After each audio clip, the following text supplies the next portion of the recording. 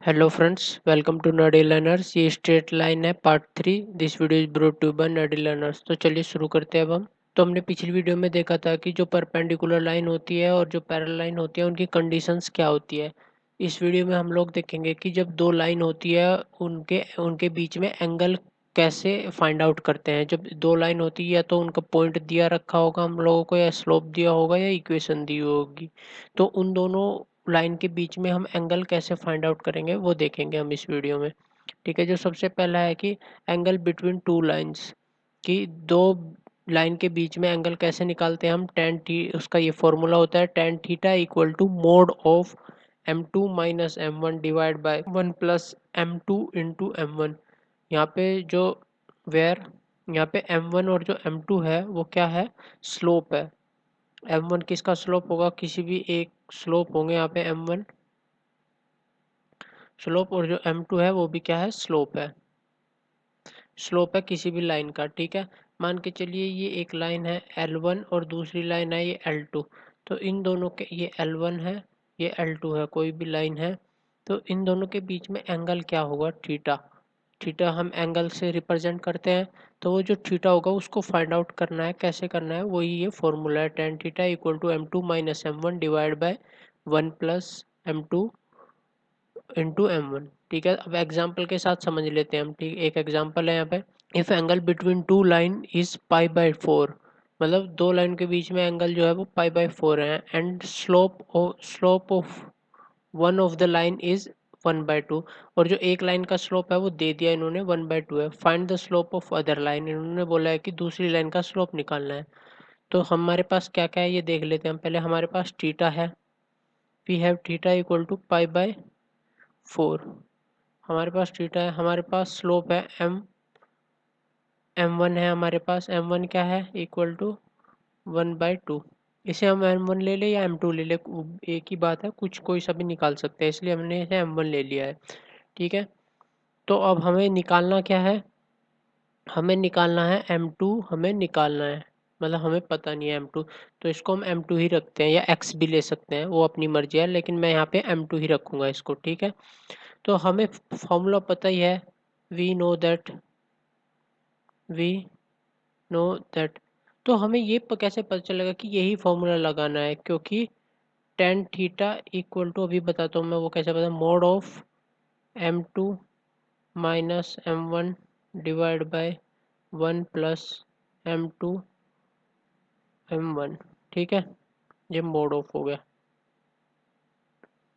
तो हमें ये कैसे पता चलता है कि यही फॉर्मूला यूज करना है। अब यहाँ पे क्वेश्चन देखिए ध्यान से, इसमें क्या बोला है कि टू लाइंस का जो एंगल है वो दिया हुआ है। एक तो ये कंडीशन होगी, एक एंगल दिया हुआ है और एक स्लोप दिया हुआ है। तो जब हमें एंगल और स्लोप दिया हुआ होता है तो उस कंडीशन में सिर्फ एक ही ऐसी कंडीशन है जिसमें हमारा एंगल और स्लोप एक साथ आते हैं, वो ये वाला फॉर्मूला है। इसी फॉर्मूले में ऐसा होता है और कोई सा फॉर्मूला नहीं है जिसमें ऐसा होता हो। तो इसलिए हम लोग ये फॉर्मूला लगाएंगे। हमें क्वेश्चन पढ़ना है और उसके अकॉर्डिंग ही हमको फॉर्मूला यूज करना है। तो इसमें एंगल होता है और स्लोप होता है, तो यही फॉर्मूला है। ठीक है, तो ten theta equal to m2, ये फॉर्मूला हो गया हमारा। अब इसको सब्स्टिट्यूट करते हैं। सो जो टेन थीटा है, थीटा की वैल्यू हमें पता है, थीटा की वैल्यू क्या है, pi by four equal to mod of m2 की वैल्यू हमें पता नहीं है, m2 की वैल्यू हमें निकालनी है, minus 1/2 divide by 1 plus m2 की वैल्यू हमें निकालनी है और m1 की वैल्यू क्या है, 1/2। ठीक है, ये मोड हम लगा देंगे वापस। तो ये हो गया हमारा एक ये वाला। अब आगे सोल्व करते हैं, आगे यहाँ पे सोल्व कर देता हूँ मैं इसको। ठीक है, टेन, अच्छा अब हमें पता है टेन पाई बाई फोर की वैल्यू क्या होती है। Ten ten pi by four की वैल्यू क्या होती है हम लोगों को पता ही है। ये जो टेन पाई बाई फोर की जो वैल्यू होती है वो क्या होती है, 1 होती है। ओके, कैसे 1 होती है, अब पाई को हम 180 लेते हैं, हमें पता है, डिवाइड बाय 4 करेंगे तो कितना आएगा हमारा, 45 आएगा। अब 1045 की वैल्यू क्या होती है, सॉरी 1045 की वैल्यू क्या होती है, या 1045 की वैल्यू जो होती है वो 1 होती है। ठीक है, अब हम इसको कैसे लिखेंगे, 1 इक्वल टू, यहाँ पे 1045 की जगह 1 लिख देते हैं, mode of m2 minus 1/2 divide by 1 plus, ये हम अंदर ही मल्टीप्लाई कर लेते हैं इसकी, तो m2 डिवाइड बाय 2, ये मोड बन गया हमारा ऐसा। ठीक है, आपको समझ में आ गया होगा जहाँ तक उम्मीद है। ओके, अब आगे चलते हैं, इसको आगे सोल्व करते हैं। 1 इक्वल टू, अब मोड ऐसे ही रहेगा, इसका हम एलसीएम ले लेते हैं ऊपर वाले का। सो 2 यहाँ पे आएगा, यहाँ पे हो जाएगा 2m2 माइनस 1, ये हो गया है। आपको समझ में आ गया होगा, एलसीएम लेना आपको आता ही है। डिवाइड बाय, यहाँ पे भी सेम वैसे ही 2 एलसीएम लेंगे, जब 2 से इसकी मल्टीप्लाई करेंगे यहाँ पे 2 हो जाएगा प्लस m2, ये हो गया हमारा आगे ये ऐसे सोल्व होगा आगे। ठीक है, अब आगे चलते हैं। अब हम इसके बाद क्या होगा कि 1 इक्वल टू, इसको रख लेते हैं हम ऐसे ही, 2m2 minus 1 divide by 2 whole divide by 2 plus m2 divide by 2। तो आपको पता है कि ये टू ये वाला 2 और ये वाला 2 कैंसिल हो जाएगा। ठीक है, ये 2 और ये 2 क्या हो जाएगा, कैंसिल हो जाएगा। So 1 equal to 2m2 minus 1 divide by 2 plus m2 बचेगा, ये मोड हम लगा देंगे इसको ऐसे ही। अब आगे करते हैं। अब क्या करेंगे कि जब हम इसका मोड हटाएंगे, तो हमारे पास दो कंडीशन हो जाएगी। ए तो वो क्या देती है हमें,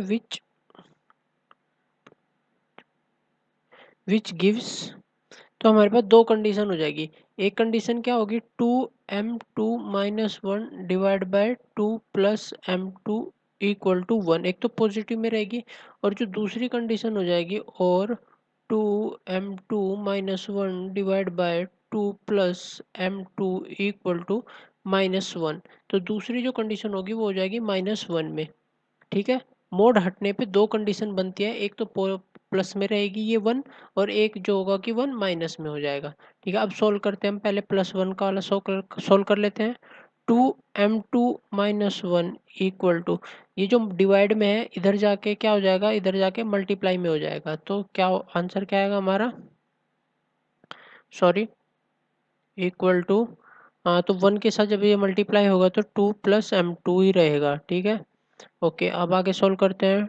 2m2, ये जब जो m2 के है वो एक तरफ रख लेते हैं, और जो हमारे कांस्टेंट टर्म है वो एक तरफ रख लेते हैं। तो m2 इस तरफ जाएगा, क्या हो जाएगा, ये प्लस में है, जब ये प्लस में है, जब इस तरफ जाएगा तो क्या हो जाएगा, माइनस में हो जाएगा। ठीक है, इस तरफ आने पे क्या होगा, माइनस में हो जाएगा। सो m2 इक्वल टू, वैसे ही जो ये माइनस ये है -1 है, वो इस तरफ आएगा तो किस में हो जाएगा, प्लस में हो जाएगा। सो 2 + 1, सो 2m2 माइनस m2 में से जब 2 में से 1 जाएगा तो m2 बचेगा यहाँ पे सिर्फ, इक्वल टू 3। तो एक कंडीशन में तो क्या आ गई है, m2 की वैल्यू 3 आ गई है। ठीक है, अब दूसरी कंडीशन को सॉल्व कर लेते हैं हम यहाँ पे। सो दूसरी कंडीशन को सॉल्व करेंगे तो क्या होगा, 2m2 माइनस 1 इक्वल टू, ये है -1 का साइन, तो 2 प्लस m2, इसको एक और स्टेप बढ़ेगा इसमें, 2m2 माइनस 1, जब हम माइनस की मल्टीप्लाई अंदर करेंगे क्या होगा, तो -2 माइनस m2 हो जाएगा यहाँ पे। ठीक है, अब फिर वैसे ही करेंगे, जो m की वैल्यू है m2 की, जो एक तरफ रख लेंगे, और जो कांस्टेंट है वो एक तरफ कर लेते हैं। 2m2, जो ये m2 है ये किस में है, माइनस में है इस बार, तो इस तरफ आएगा तो प्लस में हो जाएगा। तो क्या होगा, m2 -2 इस तरफ ऐसे ही रहेगा, ये क्या है, ये है माइनस में, और जब इस तरफ आएगा तो क्या किस में चेंज हो जाएगा, ये हो जाएगा प्लस में चेंज हो जाएगा। ठीक है, तो यहाँ पे लिख देते हैं हम +1। आई होप आपको समझ में आ गया होगा। 2m2, सॉरी, अब इसको ऐड ही कर लेते हैं हम डायरेक्ट यहाँ पे। सो 3m2 इक्वल टू, और जब हम -2 में से 1 को ऐड करेंगे तो क्या आएगा, माइनस माइनस प्लस माइनस हो जाएगा, तो यहाँ पे आएगा -1, -1 क्यों है, क्योंकि जो 2 है वो बड़ा है, इसीलिए, क्योंकि माइनस की संख्या जब बड़ी है, माइनस की वैल्यू बड़ी बड़ी है तो माइनस का साइन आएगा। सो m2 इक्वल टू -1/3, ये 3 मल्टीप्लाई में इस तरफ आके डिवाइड में हो जाएगा। सो जो आंसर आएगा वो आएगा ये m2 का 1 हो जाएगा -1/2। सो आंसर, इसमें दो आंसर बनेंगे हमारे।